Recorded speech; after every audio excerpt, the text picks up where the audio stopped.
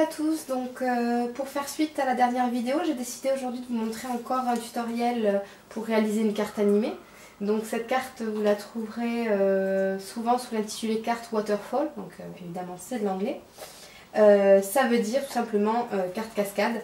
Pourquoi? Parce que l'idée ça va être de mettre au point un petit système de pliage pour que vos papiers, vos différentes petites vignettes que vous allez réaliser se déplacent comme une petite cascade. Alors, qu'est-ce qu'il vous faut pour réaliser cette carte? Donc déjà une base de carte traditionnelle. Moi la mienne fait 21,6 par 14 cm. Ensuite, j'ai découpé donc, dans un papier de notre couleur un grand carré pour faire voilà, un matage. Donc celui-ci fait 10,6 par 13,4. Donc je vous donne les mesures à titre indicatif pour cette carte-ci, mais vous verrez en fait, une fois que vous avez compris le mécanisme, vous pourrez l'adapter en fonction des enveloppes que vous voulez utiliser ou pas. Vous verrez, vous n'êtes pas obligé forcément de faire avec ces mesures-ci. Donc pour le mécanisme, il va vous falloir une grande bande de papier comme celle-ci. Alors celle-ci fait 21,6 par 4,5 chez moi. Donc là, bon, comme j'ai découpé avec la silhouette, moi j'ai matérialisé ici 4 lignes virtuelles parce qu'il va falloir plier suivant ces marquages-là. Donc vous n'êtes pas obligé de faire ce petit mécanisme-là. Ce qu'il va falloir faire sur cette bande, je vous montrerai tout à l'heure, donc c'est marquer 4 lignes de pliage. Pour pouvoir mettre en place le mécanisme. Donc une bande 21,6 par 4,5. Moi j'ai réalisé une bande donc dans du papier blanc ici, 10,2 par 3,8 cm. L'idée ça va être de venir la positionner ici. Parce que vous allez voir c'est un système, vous allez avoir à tirer pour actionner le mécanisme. Donc j'aimais bien l'idée là encore de jouer sur deux couleurs, à savoir ivoire et blanc. Donc moi j'ai gagné du temps pour la vidéo, j'ai déjà tamponné mon message, j'ai dessiné un petit peu de pelouse en bas.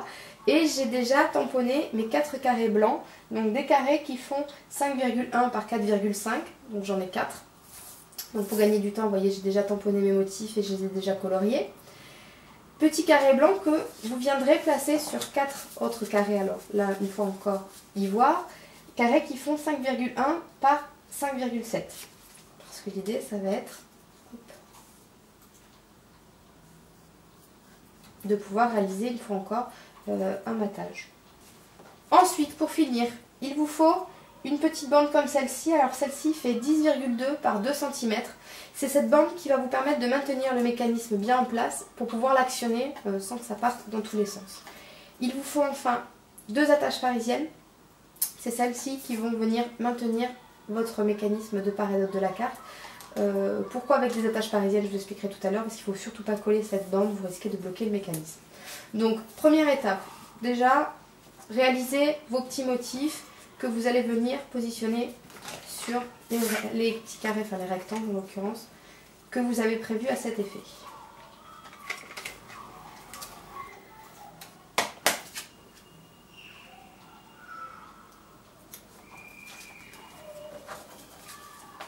Voilà, ceci étant fait, je viens m'occuper maintenant de la grande bande. Donc, comme je vous le disais, il va falloir matérialiser 4 lignes de pliage qui vont se situer à environ 5 cm du bord supérieur.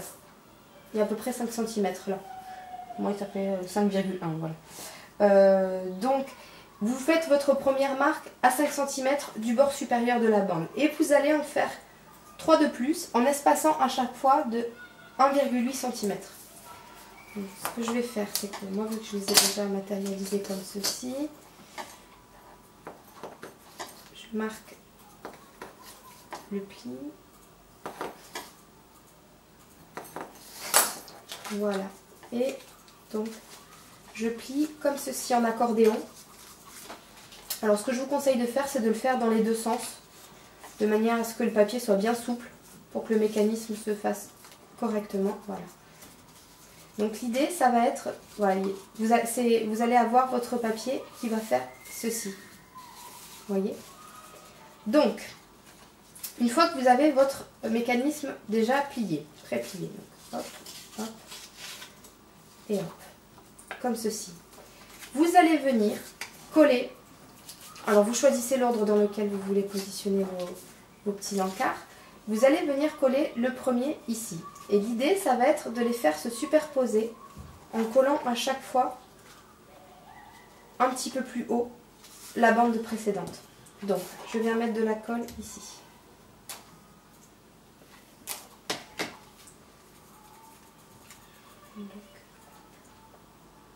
Et vous vous mettez bien à ras du pli. Donc, je viens ensuite mettre de la colle ici. Donc, je continue ma remontée. Donc, pour finir de le mettre en place, on utilise donc désormais cette base de carte et cette petite bande. Cette bande qu'on va venir fixer sur la base de carte à l'aide de ces deux attaches parisiennes. Donc, quand vous la positionnez, il faut que vous fassiez attention à ce qu'elle ne soit pas trop basse ni trop haute. L'idée, ça va être de maintenir cette partie-ci en dessous et vous allez venir coller, hop là, vous allez venir coller l'autre bande ici, au ras. Donc il faut que vous la mettiez suffisamment bas pour que vous puissiez quand même attraper la partie du dessous et en même temps que ça reste à plat comme ceci lorsque vous allez vouloir mettre votre carte à plat pour la mettre dans une enveloppe. Donc ce que vous faites, c'est qu'avec un poinçon, vous allez venir marquer à peu près l'endroit où vous voulez que votre bande se situe. Voilà, évidemment, j'ai bougé. Donc là, je suis à... Je vais faire ça droit. Moi, je suis à un peu plus de 2 cm. On va mettre 2,2. Voilà, 2,2 cm du bas. Donc, je perce les emplacements pour mes attaches parisiennes. Voilà, et 2. Donc espacez-les suffisamment pour qu'elles laissent du jeu à votre papier ici. Parce que si vous les mettez trop rapprochés, elles risquent de bloquer un petit peu le mécanisme. Donc vous faites passer cette partie dessous et vous allez venir donc ici pour coller le mécanisme. Donc moi ce que je vous conseille, c'est de venir mettre de la colle là ici juste en bas. Voilà. Donc je passe le mécanisme en dessous. Voilà. Donc là c'est à peu près centré. On appuie bien. Voilà. Donc vous voyez, l'idée ça va être que le mécanisme peut se déplier là complètement. Voilà, votre mécanisme est en place. Vous pouvez ressortir la petite partie en dessous. Pourquoi? Pour venir ici coller votre message. Donc, vous venez le mettre en bas. Voilà, comme ceci. Donc vous pouvez le faire avant, mais là c'est vrai que comme on peut retourner le système sans que ça pose de problème, vous voyez, hop, je rebascule là-dessous ensuite, hein, il n'y a pas de problème. Donc là il est complètement caché. Voilà. Donc ce que je vais faire, c'est que je vais venir perforer ici. Alors moi à l'aide de ma crocodile, mais vous pouvez utiliser n'importe quel système pour mettre un œillet. Hop, je viens perforer ici. Voilà, et je vais venir positionner un petit œillet, alors vert pour ma part. Voilà, que je vais venir écraser. Voilà.